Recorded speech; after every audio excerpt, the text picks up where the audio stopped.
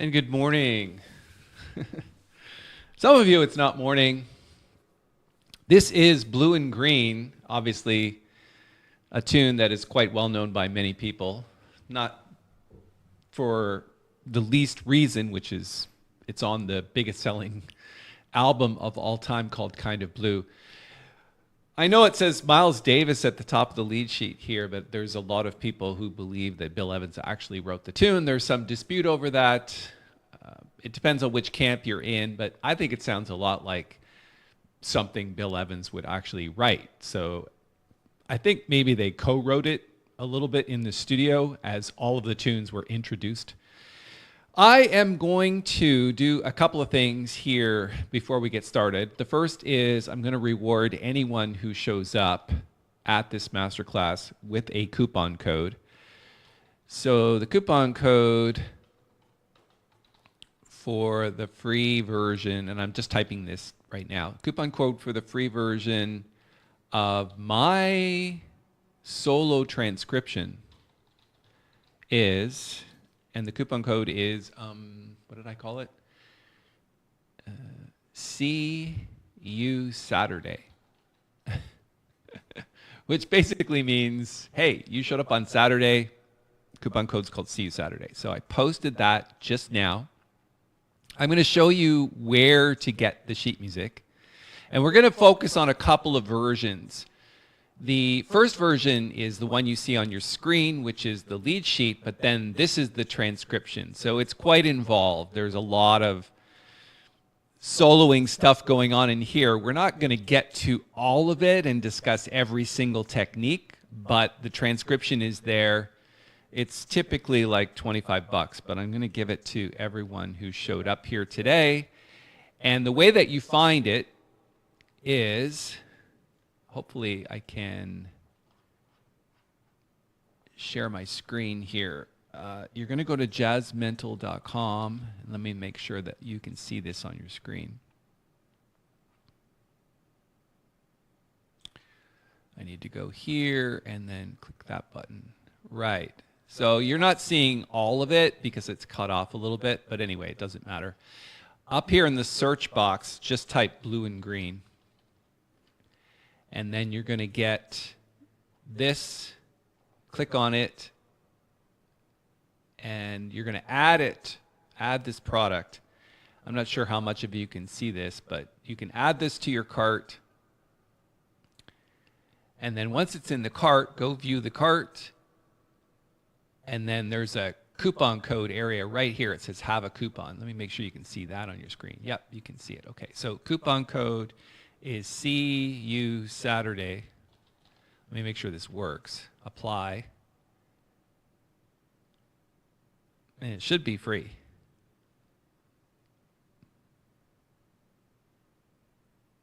It's taking its time. Come on.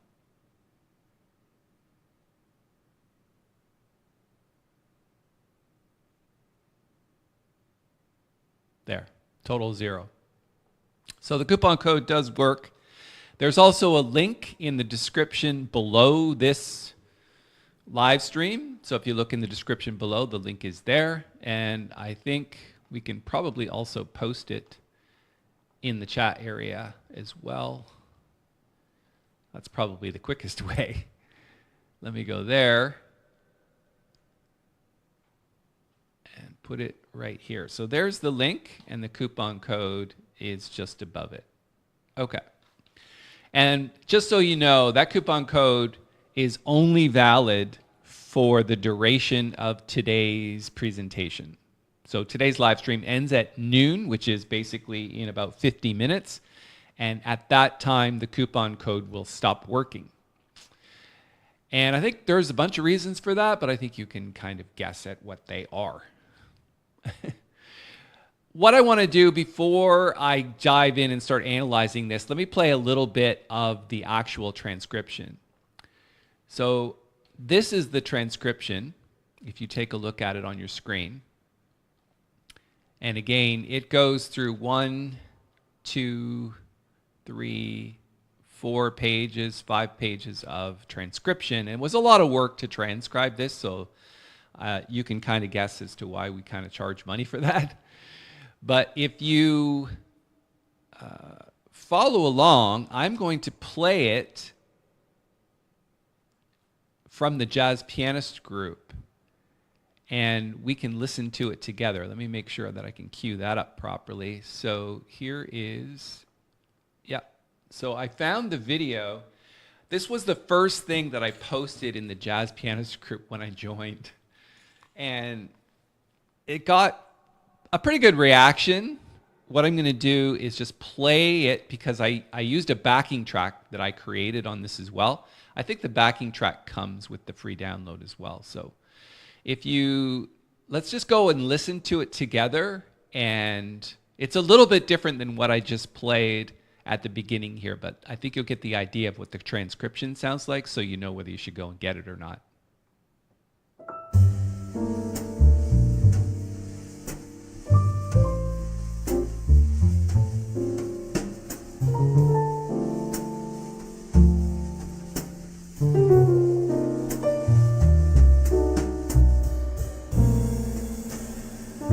You can hear the backing track, bass and drums.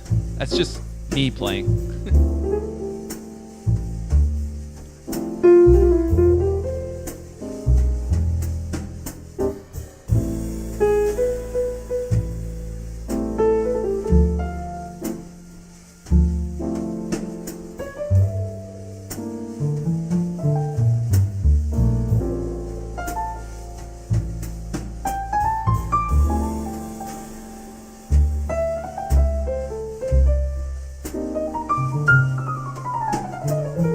So there's a lot of runs in this solo.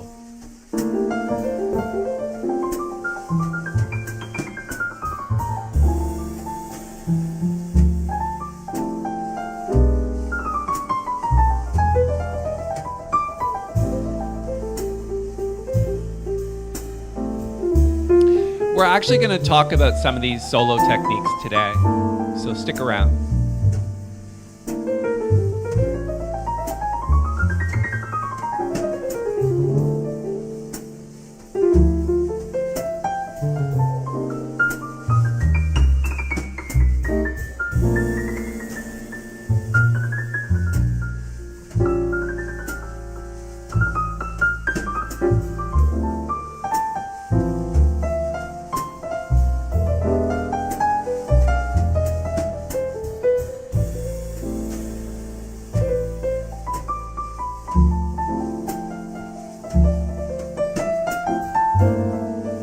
I like this part here. These chords. A lot of dissonance there, but good resolve.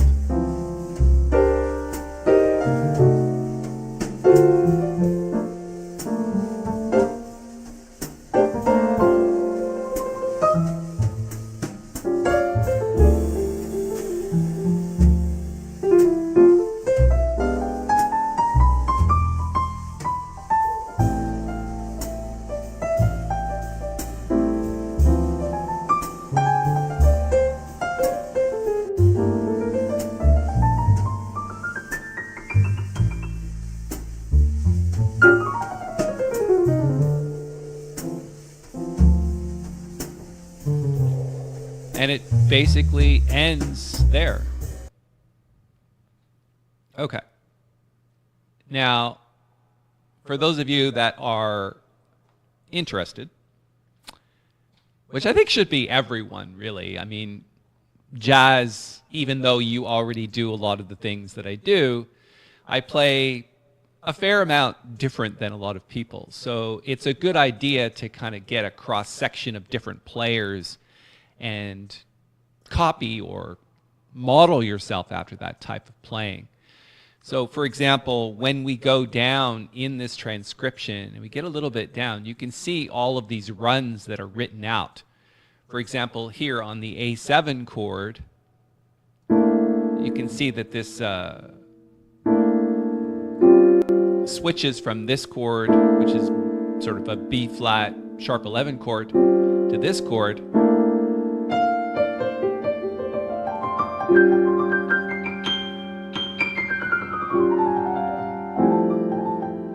and then resolves to kind of like a blues when it gets to the D minor 7. So there's a lot of free time here.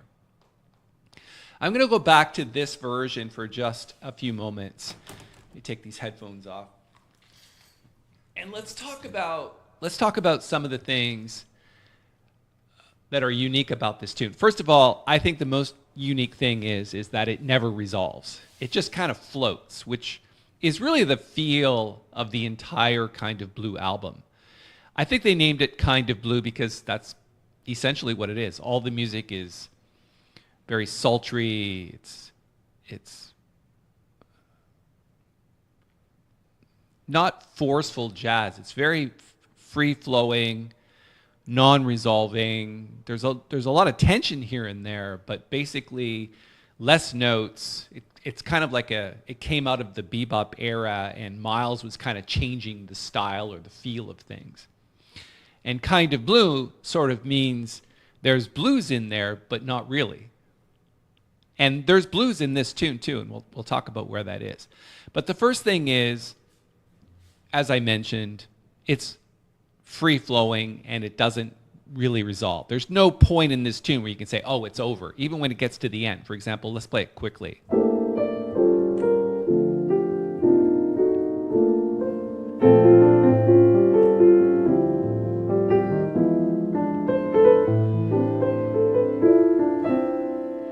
And that's the end of the tune, but it's not an end. Even when it goes to the second time ending, it's not resolved. So that's the interesting part. It just kind of floats from chord to chord, and there is some tension and resolution, but the whole tune itself doesn't resolve like a typical standard, like, it doesn't resolve to like one. And that's what makes it kind of unique. So when you solo over this tune, it requires obviously a knowledge of the chords themselves, but in terms of time, you can play a lot with that. In your solo piano playing, even if you don't, like I say, if you don't have a bass and drums, you can stretch the bar to 5 beats, 6 beats, whatever you want, like I did at the opening. For example, even if we start counting in 4,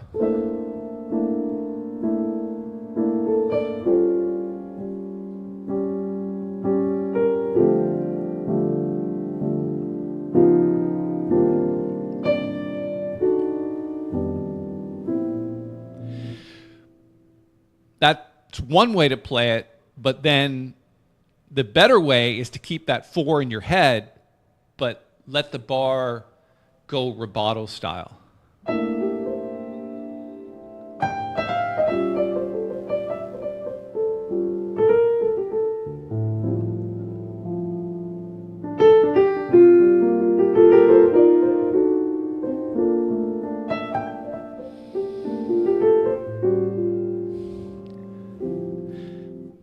And I think that's probably, in my view, the best way to play this tune, is to think really just stretching the time over the bar and not be too concerned with keeping time. Of course, there's probably a lot of people that will play this tune pretty straight ahead. You can do that.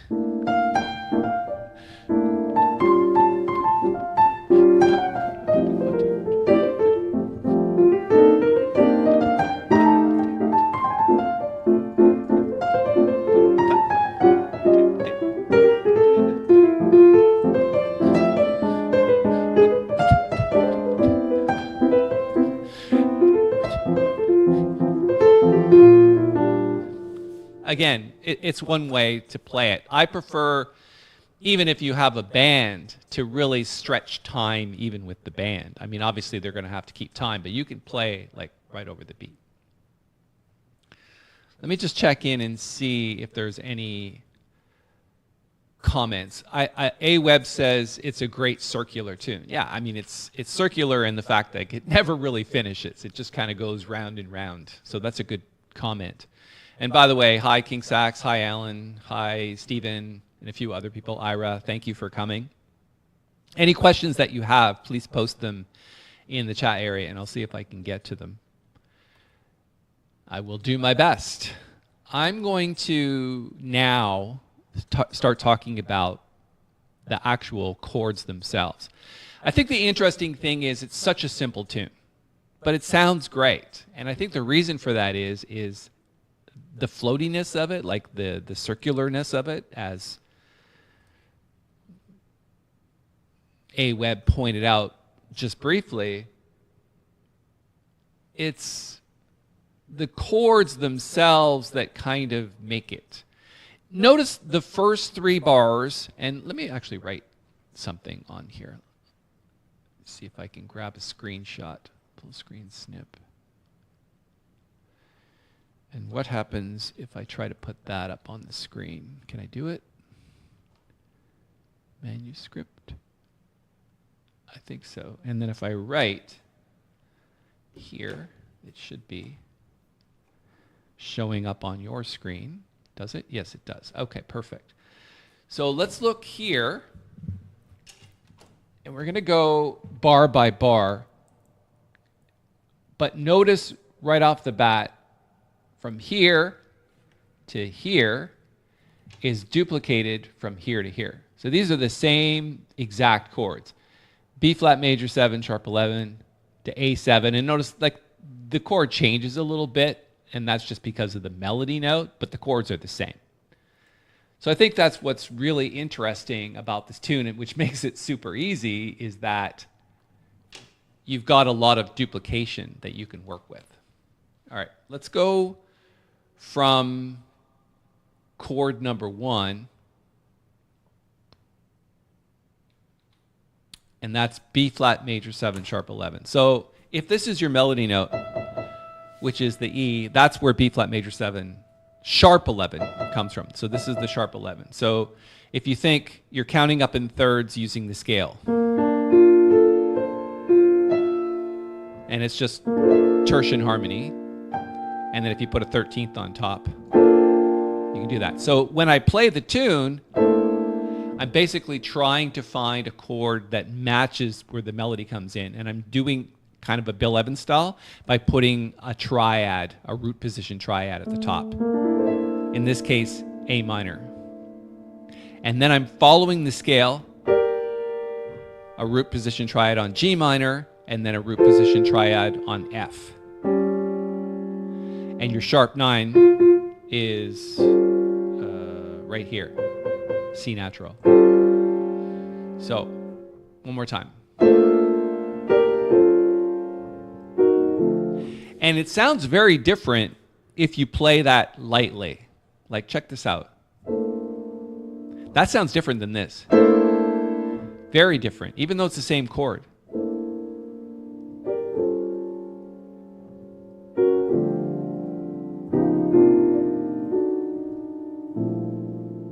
Okay. So there we are so far, just B flat major 7. Notice in the left hand, I've got a minor second at the bottom. So a lot of times when I play a B flat major 7, sharp 11 with the left hand, I'll play it like this, with this minor second in the bottom, the third, and the 11th, sharp 11. It's a great sound.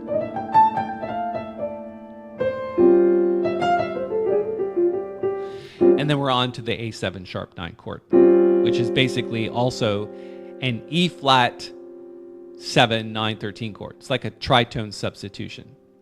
So for example, if we're going from B flat to E flat to D minor, instead of that, we're going B flat to A7 to D minor. They're basically almost the same chord, just a different root, okay? Here's our triads up top. And in the left hand on the A7, all we're doing is playing the tritone. So these are rootless voicings.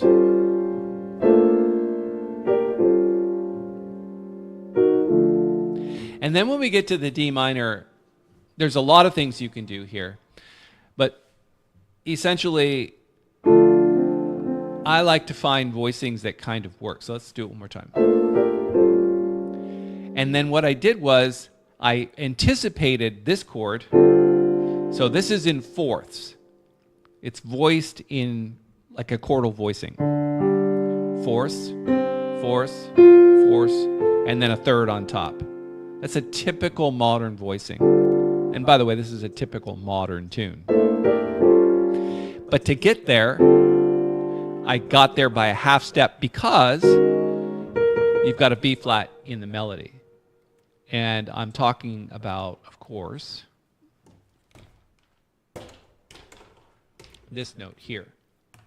Let's see it. Whoop, right there. I'm writing with my left hand. I'm not great at writing with my left hand.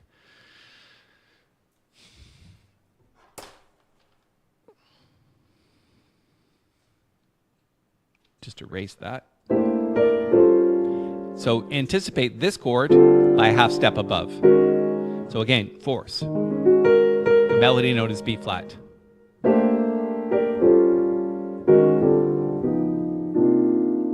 And the D flat 7 is just a passing chord to C minor 7 to F7, so 2-5-1.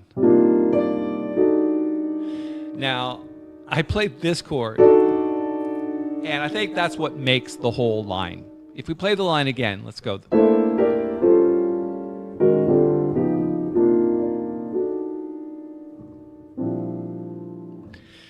Now, I've never heard another piano player do that. What it is I'm playing a diminished chord, a flat 2 in the bottom, like a minor second in the bottom, and then the melody note. So where does this come from? Well, the answer is it's just an F7 chord with a chordal voicing. So here's our tritone, which is part of the chord. Go up a fourth to there. Put a minor second in the bottom to catch the 13th, and then put in your flat 9. The interesting thing about that is if you actually follow this diminished chord, you can do that.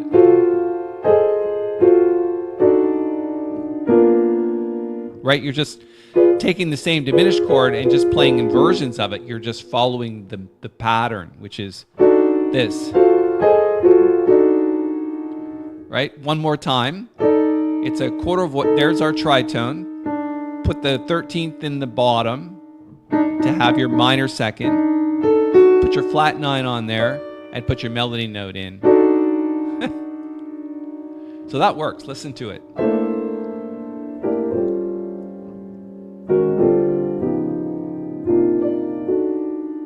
I love that. You could even do this.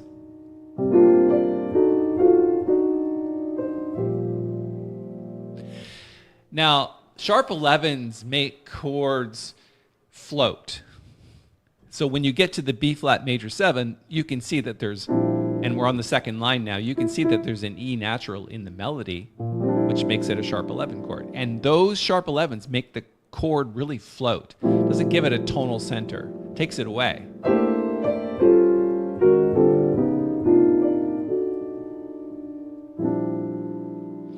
So in this case, what I'm doing is I'm playing the 9th, 3rd, and sharp 11 as a cluster together. And then in the left hand, just some kind of shell voicing. So 1 in major 7. You could even throw in the 5th.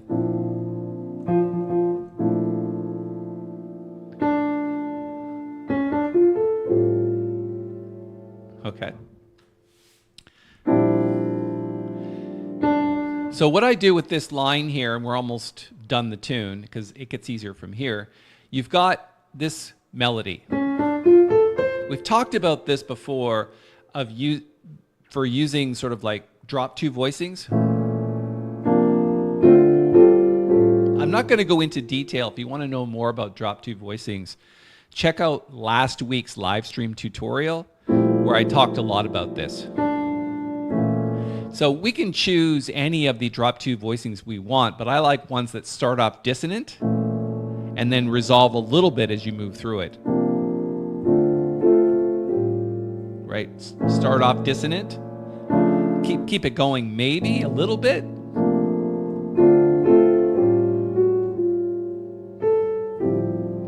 Interestingly enough, when we get to the A7 chord, you've got this tritone or triad in the upper notes. Let me make sure.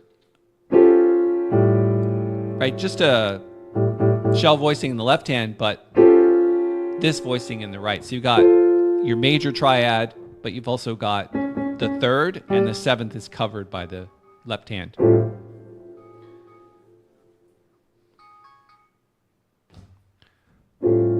And you could also run some inner voices there. So once you get to here, you could maybe put in the 13th, dropping to flat 13, dropping to 5. Okay, let's go back to the beginning.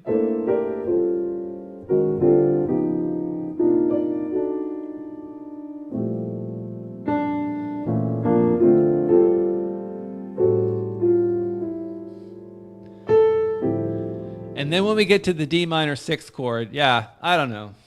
I think D minor 7 works really well. Notice that I've still got a triad, a root position triad in the right hand. I like these upper structure root position triads. That's a very Bill Evans thing to do. But the left hand is doing this 10th, like this. And I'm also putting another note here, which is the 11th.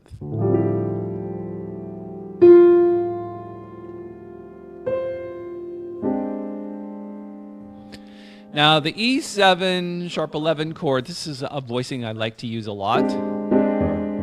It's basically also a B flat, so this is the tritone, so obviously a B flat 7 chord, but its tritone substitution is E7, right? And then you've got this note and this note, so on E, this is the flat 13 and this is the sharp 9. But, right, this whole sort of chordal voicings, we used that before when we were looking at the, which chord?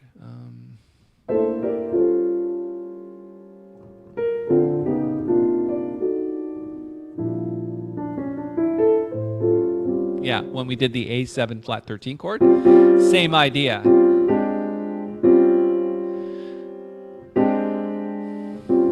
So this is the E7 sharp 9 chord. This chord voicing on the A minor 7, same as the D minor 7 that we had before.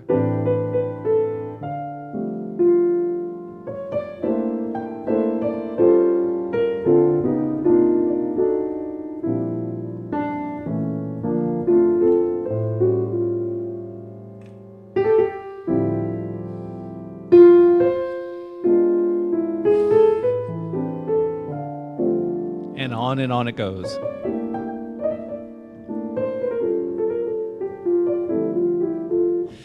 I think it's important to discuss these voicings because you're going to emanate those voicings in the left hand when you start to solo. So a lot of the things that we did, we're just going to keep using those voicings when we solo.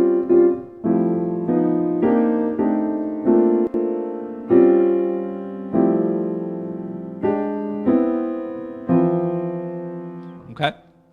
And I just played every single chord in this tune. Let me go check in and see if there's any questions.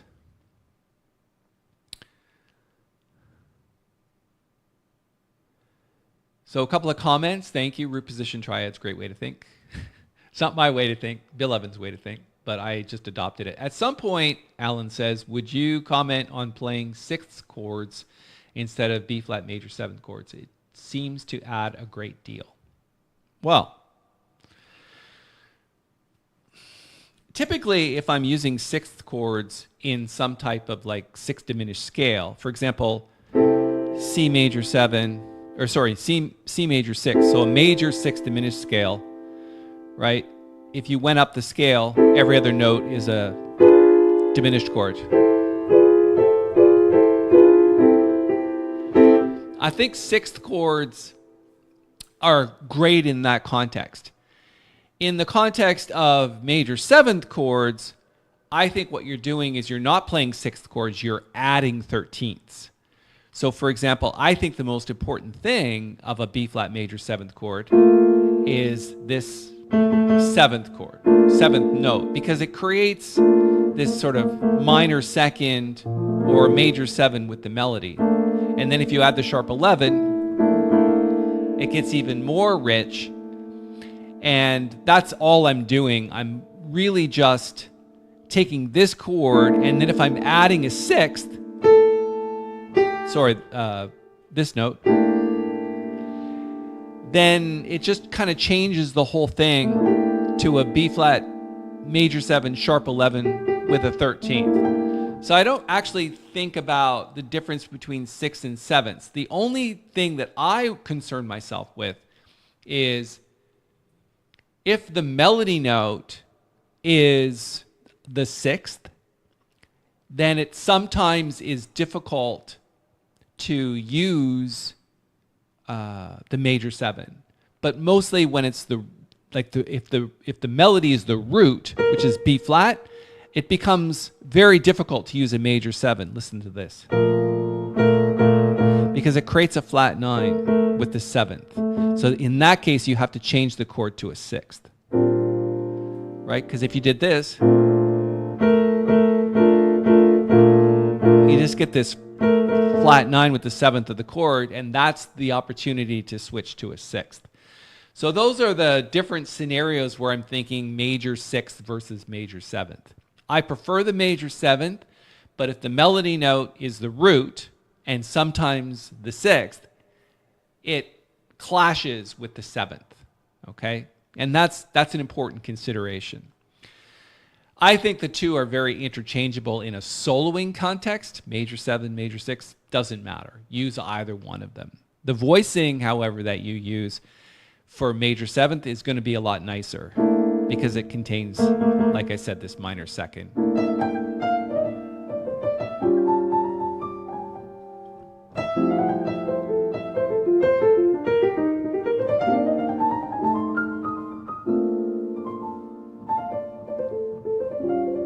Okay. Thanks for the question, Alan. I hope that answers it.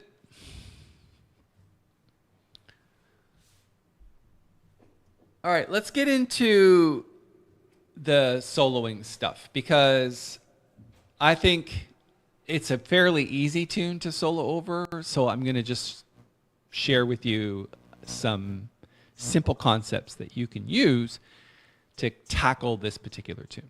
All right. If we're starting on B flat major 7 sharp 11, the first thing you have to consider is, well, it's not actually the tonal center, but it is when you start. Like, I don't think the whole tune surrounds B flat major.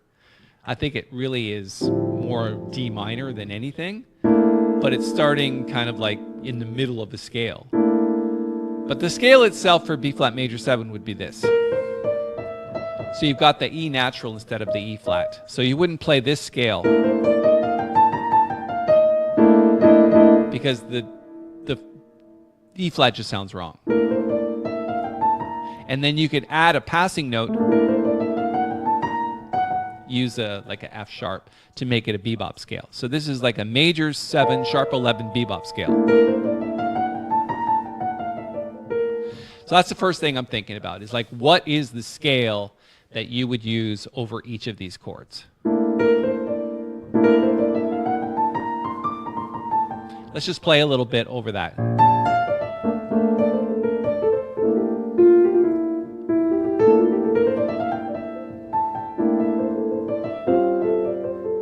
Now we're switching to A7 sharp 9. We talked about this left hand voicing before. Again, contains a minor second. There's a lot of that in my playing. And what you do here is you're anticipating D minor. So anytime you see a dominant chord,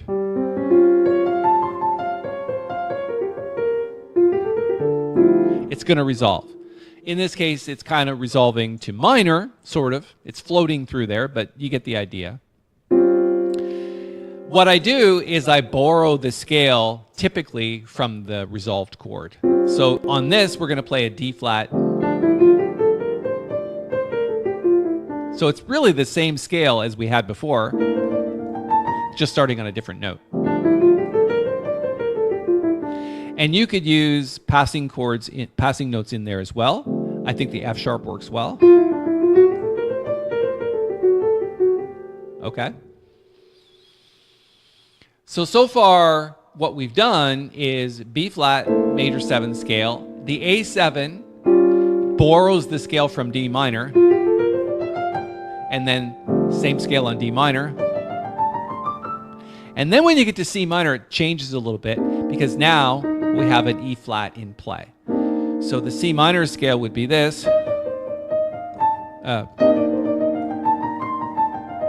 Just a B flat scale starting on C. And the passing note would be the E natural.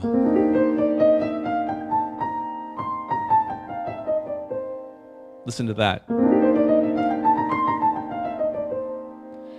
So in my playing, what you'll hear, if we start from the beginning, this scale.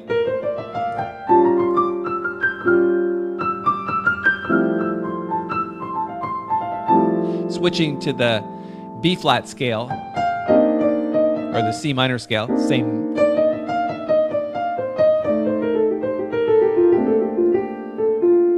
And I think it's a good idea if you're just really trying to figure out soloing, is to just run the scales in any order you want. Like, I'm not playing the scale like this and then going.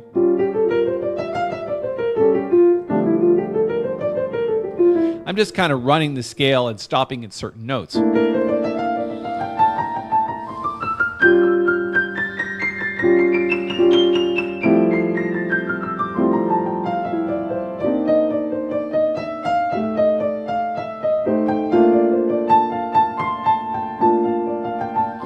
And then the scales, obviously, for the next 3 chords are the same, because it's the same 3 chords.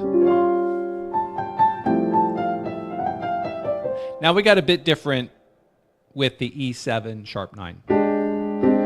But the interesting thing about this is it's also a B flat 7 chord because it contains the same tritone.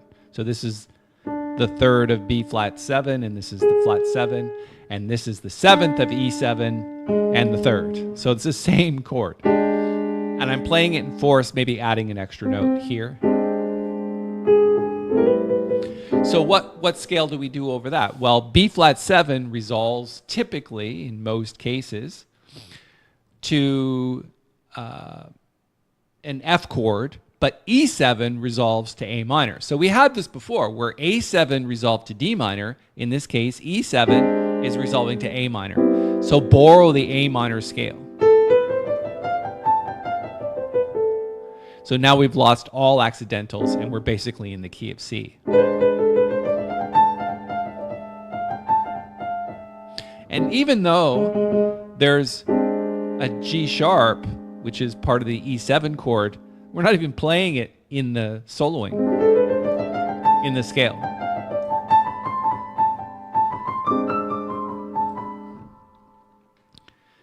That's really interesting, right? Like, King Sat says Lydian flavor. Yeah, okay. Those whole mode things, like, what is it? Lydian, Dorian, Phrygian. What's the fourth? Then Lydian. Locrian starts. Locrian, Dorian, Phrygian, then Lydian, then Mixolydian, then Aeolian, then what's this one called? Is that Locrian? I don't know. I can't remember. And that just goes to show you, I don't think like that at all. I'm not thinking modes. I'm thinking just scales that fit over the chord. Yeah. I'm not, because I could tell you this is an Aeolian scale, but I'm going, oh, let's play an Aeolian scale there. I'm not doing that. I'm key of C, starting on A. And if I were D minor in the key of C, I'd be like, this is not a Dorian scale. This is a C major scale over D minor. right? Key of the moment. That's what I'm thinking. Key of the moment.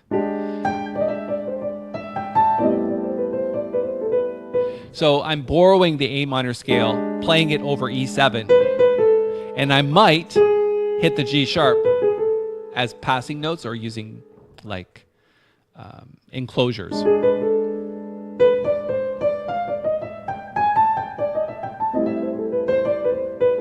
Then A minor, and then D minor scale we've had before. You can start putting the B flat in when you hit D minor because you're going back to B flat.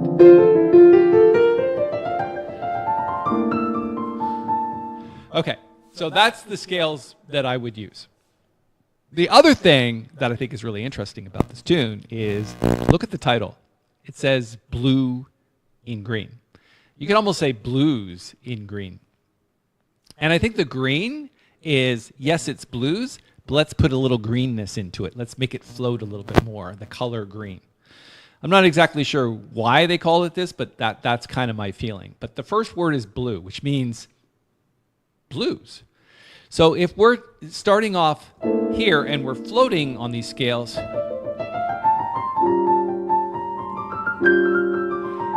as soon as we hit minor, my brain shifts and goes, can we use a blues on minor? And we talked about this last week too.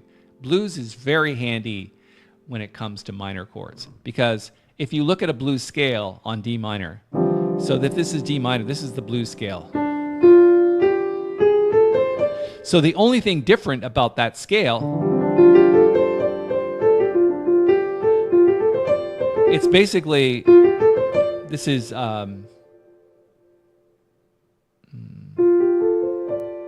pentatonic scale, adding this note, which is the blue note.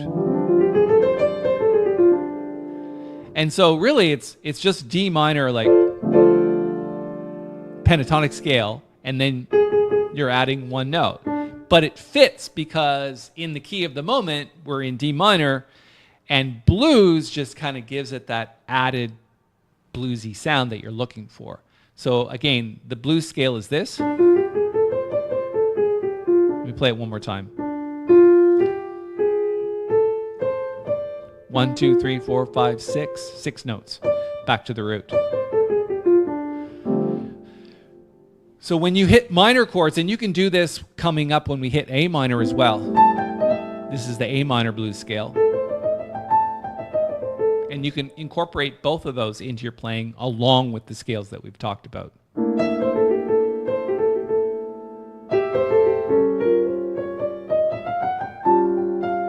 And let's go to blues.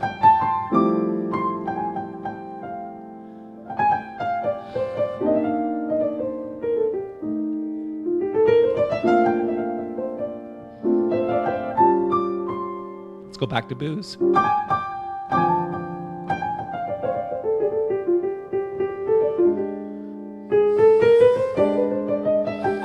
A minor, blues.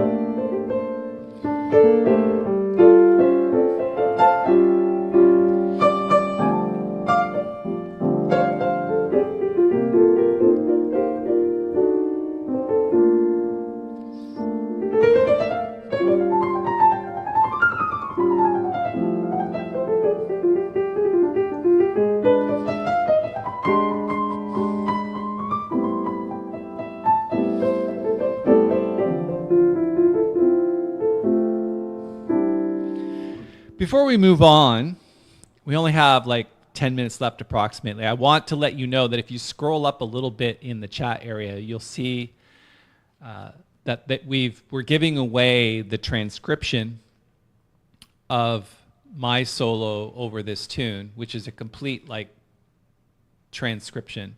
And it's only free for like the next 10 minutes. So if you haven't got it yet, you got to go up, because the coupon code stops working at noon Eastern Standard Time, which is in 11 minutes.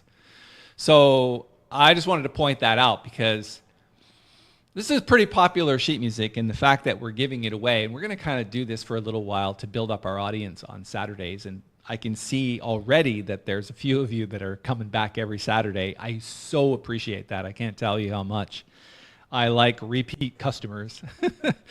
And the fact that we're giving away free sheet music, I mean, that's pretty much uncommon these days. And I just wanted to do it just to build our audience. But it's only going to be available for the next 10 minutes during each of these live stream sessions. All right. Thomas says, just downloaded the PDF. Thanks. Amazing version, by the way. You're very welcome.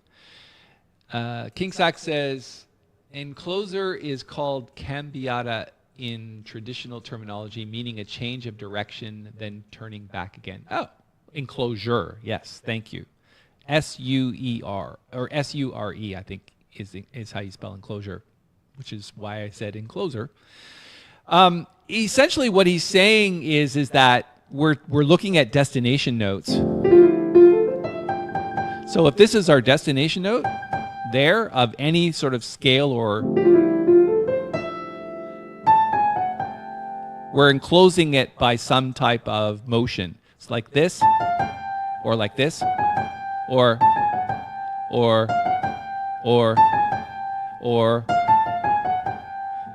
and basically the list is endless, and that's a very bebop thing to do. So if we were to take the actual tune and play enclosures on every single measure, you would have something like this.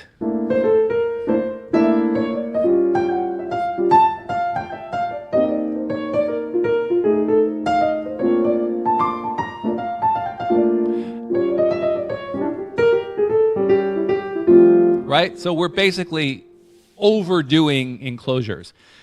And let's just play the same enclosure over every bar.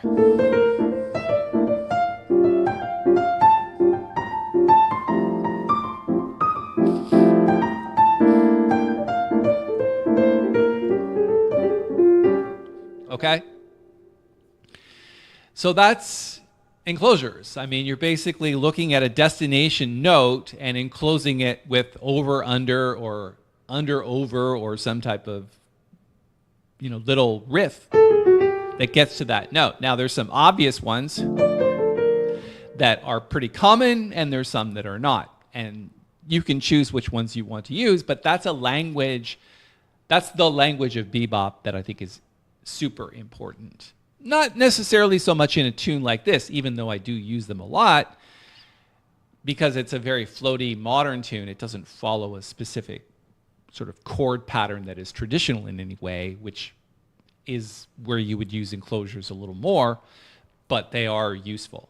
Okay, now, the other thing that I wanted to say about this before we finish, and we only have a few minutes left, is that when I'm soloing, and you're going to find this in the transcription, if you go download the transcription, I'm going to play a lot over the beat, over the bars. So I'm not playing a melody pattern in the soloing that goes bar to bar. I'm not thinking like this. Okay, let's play something over B flat major 7. And then I'm thinking, okay, A7. And then D minor. And then C minor. I'm thinking phrases that go over the measure. And in those phrases, you're creating music. And I think that's the hardest thing that a piano player or any musician not only strives to get to, but it's a hard thing because you need, obviously, the language, the scales, the chords, all of that. You need that language in order to do it. But once you reach that level, and I'm just trying to explain to you how it feels to reach that level, is you're making music, but music that flows in and out of feeling. Like when I played off the beginning, I'm playing loud, I'm playing soft, but I'm thinking completely like scales and patterns that fit over a section. So I'm not thinking bar to bar. For example, if I take the first 4 bars and I try to make a phrase out of that, it would sound something like this.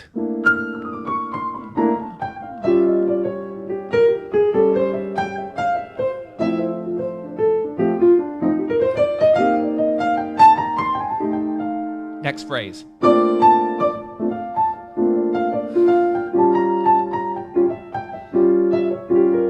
Next phrase.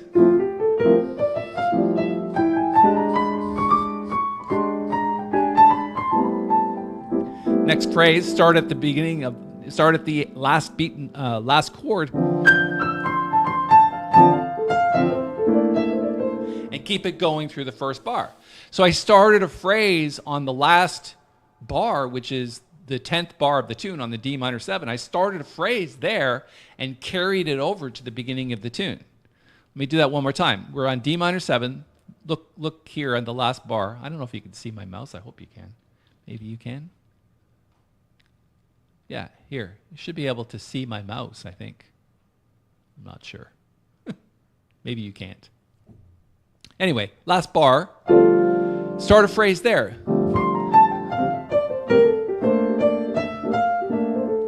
And then starting a new phrase on the A7 chord.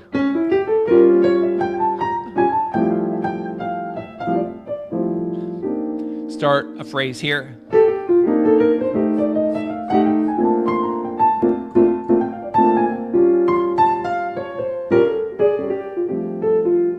You get the idea. So that's kind of like the last point that I wanted to make. We get all tangled up in scales and chords and blues scales and all the things that we talked about today. But what we forget is that we're supposed to be making music. And music is not confined to arithmetic. Arithmetic is part of it, and the math of scales and the math of chords is part of it. But making music means you're stretching ideas across the measures, across different sections, so that out of it comes music. I'm going to play a little bit of this, play you out a bit. Ira says, sounds a bit freeform to be able to create freely with feeling. Yeah, I mean, you're basically improvising, but you're following rules at the same time. But getting past the rules is an important step in becoming a great pianist. Let's play a little bit more. Now notice in this section, what I'm going to try to do is I'm going to go back and forth between lines and chords. And this is a really Bill Evans thing to do, and I'm going to use a lot of this triad stuff, or just thirds. Okay. Look for that in my playing, and let's try to make some music out of this before we finish.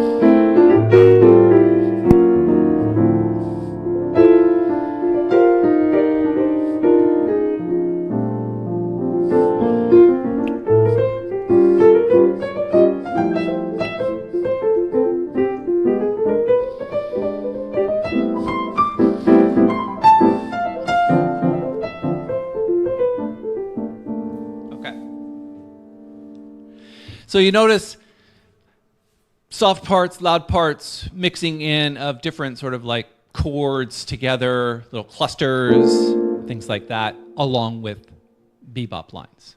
That's kind of my playing in a nutshell. Question from Unlock the Wave.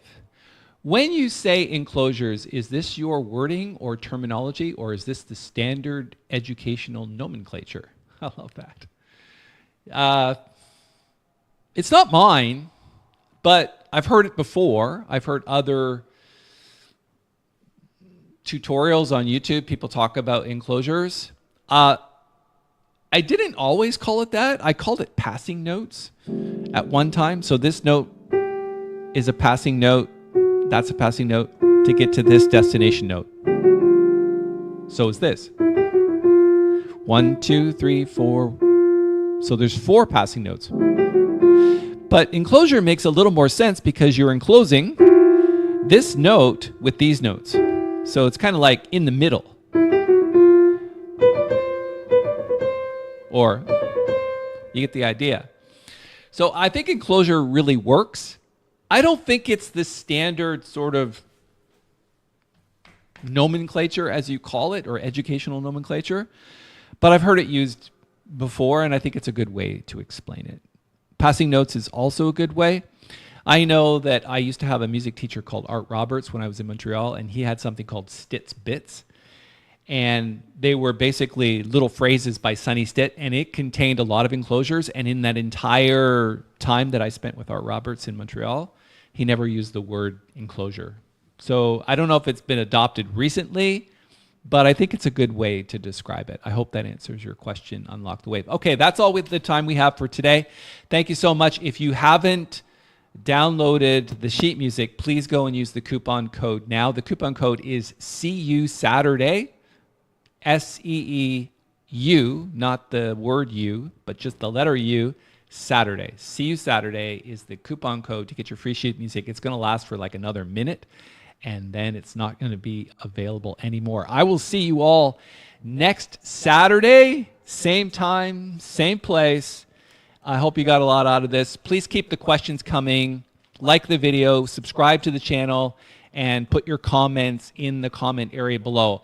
The chat area works only during the live thing. It ceases to work, but I really appreciate it if you could put some comments in the video after this thing is done, which it is right now. Thanks again for your time. I really appreciate it. We'll see you all